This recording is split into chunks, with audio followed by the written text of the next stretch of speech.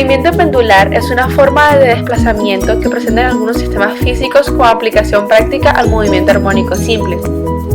Consiste en el desplazamiento de un lado a otro que presente un objeto que se encuentra sujeto a una base fija, lo cual lo hace colgar y moverse repetidas veces.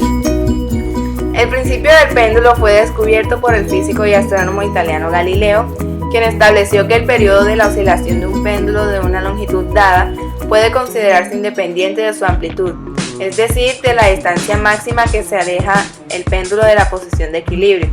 No obstante, cuando la amplitud es muy grande, el periodo del péndulo sí depende de ella. Galileo indicó las posibles aplicaciones de este fenómeno llamado isocronismo en la medida del tiempo. Sin embargo, como el movimiento del péndulo depende de la gravedad, su periodo varía con la localización geográfica, puesto que la gravedad es más o menos intensa según la latitud y la altitud. Por ejemplo, el periodo de un péndulo dado será mayor en una montaña que a nivel del mar. Por eso, un péndulo permite determinar con precisión la aceleración local de la gravedad. En física, el movimiento es un fenómeno físico que se define como todo cambio de posición en el espacio que experimentan los cuerpos de un sistema con respecto a ellos mismos o a otro cuerpo que se toma como referencia. De estos movimientos existen algunos que se caracterizan por repetirse una y otra vez durante todo el tiempo en que se producen, como por ejemplo el movimiento de un columpio, el péndulo de un reloj, etc. Estos son llamados movimientos periódicos cuando se repiten en iguales intervalos de tiempo. Ahora bien, cuando ese movimiento periódico se realiza sin la acción de fuerzas de rozamiento sobre un objeto, se dice que es un movimiento armónico simple. El movimiento pendular se encuentra incluido dentro del movimiento armónico simple, el cual nos habla de que cuando un objeto vibra u oscila atrás y adelante sobre la misma trayectoria y cada vibración toma la misma cantidad de tiempo, el movimiento es periódico. Esto se puede observar en el movimiento de un reloj. El movimiento pendular está determinado por un péndulo. En el caso del movimiento pendular simple, un péndulo simple.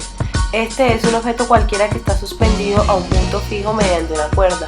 Se define también como una partícula de masa m suspendida en un punto por medio de una cuerda inextensible de longitud L y de masa despreciable. Este péndulo simple tiene ciertos elementos importantes, tales como la longitud L, que es la longitud de la cuerda desde el punto de su suspensión hasta el centro de gravedad del objeto suspendido, la oscilación, que es el arco recorrido por el péndulo desde sus posiciones extremas hasta la otra, más su regreso a su posición inicial, el periodo T, que es el tiempo que emplea en realizar una oscilación, o también el tiempo que gasta en una oscilación completa, es decir, de ir a un punto A hasta un V y regresar nuevamente al A. De igual forma se encuentra la amplitud, que es el ángulo formado por la cuerda del péndulo con una de sus posiciones extremas y la vertical, además de la frecuencia F, que es el número de oscilaciones en cada unidad de tiempo. Las características del movimiento del péndulo también incluyen las fuerzas que actúan sobre él. Supongamos el péndulo en la posición de equilibrio AM como se muestra en la figura de la izquierda. El peso P es anulado por la reacción del hilo y no hay oscilación. Consideremos la posición OA y procedamos a descomponer la fuerza peso P según las direcciones M y N. Obtendremos las fuerzas F1 y F'. La fuerza F' queda anulada por la reacción del hilo como se muestra en la figura de la derecha.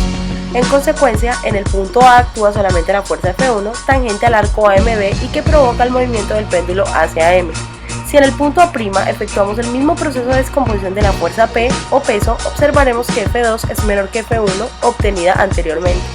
Resulta entonces que, a medida que el péndulo se acerca a su posición de equilibrio o M, la fuerza que provoca el movimiento disminuye hasta hacerse cero en el punto M, peso y reacción se anularían. A pesar de ello, el péndulo continúa oscilando. Ello se debe a la inercia que posee. Si durante este movimiento actúa una fuerza F1, F2 y etc., el movimiento es acelerado, en este caso no uniformemente acelerado.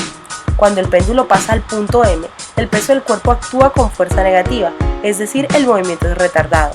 Así llegará a un punto B en que su velocidad se anula y no sube más, caso análogo al del cuerpo lanzado hacia arriba al alcanzar su altura máxima. En ese momento el proceso se invierte, repitiéndose en sentido contrario, es decir, de B hacia M continuando hasta A. En conclusión, tenemos 1, 2 y 3 conclusiones que podríamos sacar de este movimiento pendular. 1. En A la fuerza F1 hace desplazar el péndulo hasta M movimiento acelerado. 2. En M el péndulo debería quedar en reposo, pero por inercia continúa con movimiento retardado, pues va en contra de la fuerza gravitatoria. Y 3. En B la velocidad del punto se ha anulado, o sea que Y es igual a 0. En este instante se invierte el movimiento y se desplaza hacia M. El péndulo continúa oscilando y cumpliendo el mismo proceso.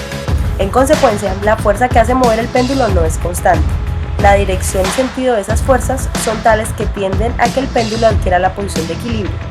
Como la fuerza F1 no es constante, la aceleración tangencial no es constante. Su dirección y sentido cambian instante por instante.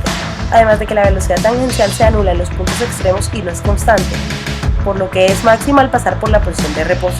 Por lo tanto, el movimiento del péndulo es variado, resulta alternativamente acelerado y retardado una vez cumplida cada oscilación simple, y como la aceleración no es constante, no es uniformemente variada.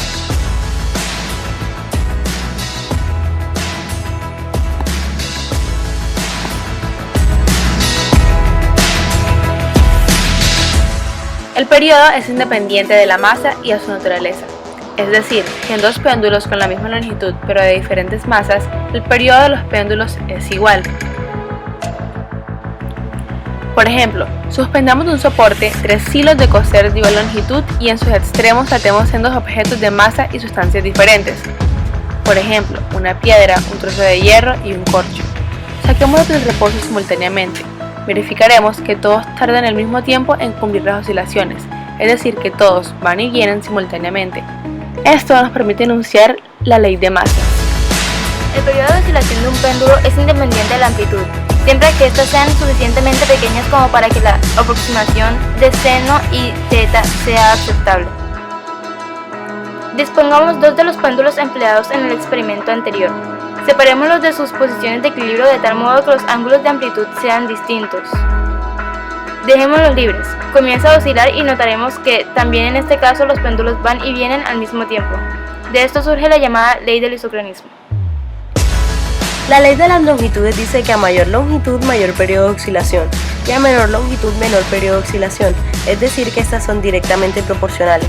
Esto se puede evidenciar en un ejercicio en donde tenemos 3 péndulos, en donde el primer péndulo, o sea el péndulo A, mide 10 centímetros o 1 decímetro, el péndulo B mide 20 centímetros o 2 decímetros y el péndulo C 30 centímetros o 3 decímetros. Procedemos a sacarlos del reposo en el siguiente orden: el de 1 decímetro y el de 2 decímetros y el de 1 decímetro y el de 3 decímetros. Observamos entonces que el de menor longitud va más ligero que el otro, o sea, a menor longitud, menor tiempo de oscilación, y a mayor longitud, mayor tiempo de oscilación. Mientras el de 2 decímetros cumple una oscilación, el de 1 decímetro cumple 2 oscilaciones. Y mientras el de 3 decímetros cumple una oscilación, el de 1 decímetro cumple 3 oscilaciones. Esta circunstancia ha permitido establecer la siguiente ley de las longitudes. Los tiempos de oscilación T de dos péndulos de distinta longitud en el mismo lugar de la Tierra son directamente proporcionales a las raíces cuadradas de sus longitudes. En símbolos, T1 sobre T2 es igual a la raíz de L1 sobre la raíz de L2, siendo T1 y T2 tiempos de oscilación y L1 y L2 las longitudes. Para nuestro caso es T1 es igual a una oscilación y L1 es igual a 1 decímetro. T2 es igual a 2 oscilaciones y L2 es igual a 2 decímetros. Luego, una oscilación sobre 2 oscilaciones es igual a la raíz de 1 sobre la raíz de 2. Ahora también para el segundo caso, en donde T1 es igual a una oscilación y L1 es igual a 1 decímetro y T3 es igual a 3 oscilaciones y L3 es igual a 3 decímetros, entonces una oscilación sobre 3 oscilaciones sería igual a la raíz de 1 sobre la raíz de 3. Ley de las aceleraciones de las gravedades. Al estudiar el fenómeno de la oscilación dejamos aclarado que la acción gravitatoria tiende a hacer parar el péndulo, pues es la posición más cercana a la Tierra. Significa esto, en principio, que la aceleración de la gravedad ejerce una acción primordial que evidentemente debe modificar el tiempo de oscilación del péndulo. Si tenemos presente que la aceleración de la gravedad varía con la latitud del lugar, resultará que los tiempos de oscilación han de sufrir variaciones según el lugar de la Tierra. En efecto, al experimentar con un mismo péndulo en distintos lugares de la Tierra, o sea, en gravedad distinta, se pudo comprobar que la acción de la aceleración de la gravedad modifica el tiempo de oscilación del péndulo.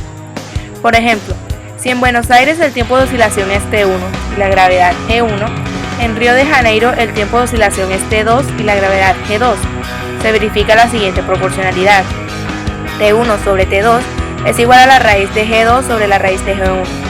Repitiendo los experimentos para lugares de distinta latitud, por tanto distinta gravedad, se puede verificar proporcionalidad semejante, de lo cual surge el siguiente enunciado de la ley de las aceleraciones de la gravedad.